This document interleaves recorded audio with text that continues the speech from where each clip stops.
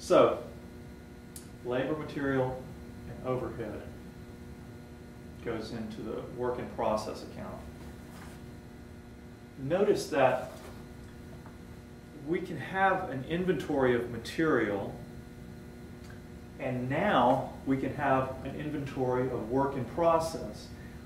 You don't really have an inventory of labor. You can't accumulate labor. It has to be labor on a specific job. So we're not going to have a pile of labor somewhere in the same sense that we might have a pile of material. If someone works on a job, then the cost of that labor is going to be associated with the work in process, which we will have an inventory of. That is a pile of inventory that is in process. So we will have inventories of material, inventories of work in process. Don't really have inventories of overhead. I don't think I want to say too much more about that at the moment, because overhead gets pretty tricky rather quickly. But I hope that you get the idea that we can have costs other than material and labor that are just for the benefit of all the goods that we might manufacture, not any specific lot. Like we may have someone sweeping the factory floor, because if we don't, something bad will happen. People will slip down and hurt themselves, or maybe the dust caused by the material that we're using explode and hurt someone.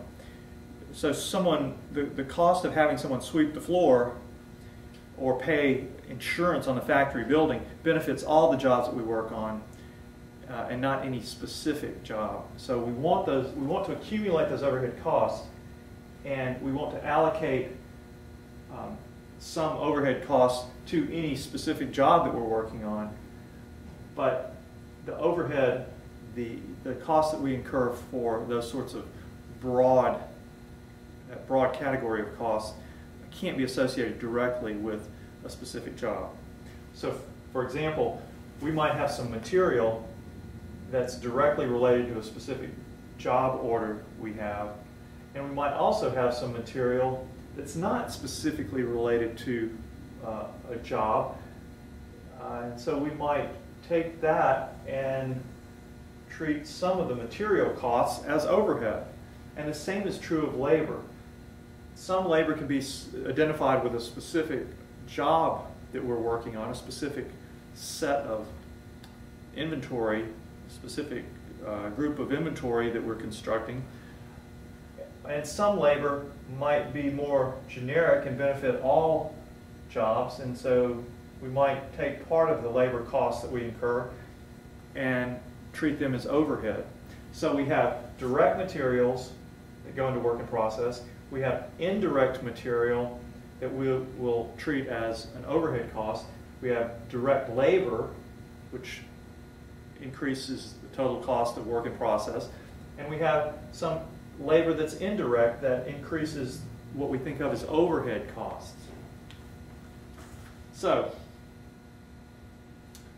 we're accumulating these costs in work in process, and then occasionally we'll finish a job, and when we do, we'll take the costs and move them over to finished goods.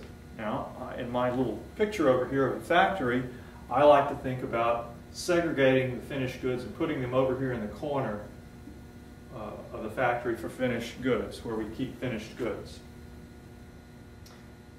Sometimes it's just helpful to have a mental image of these things. A little silly maybe, but sometimes it helps.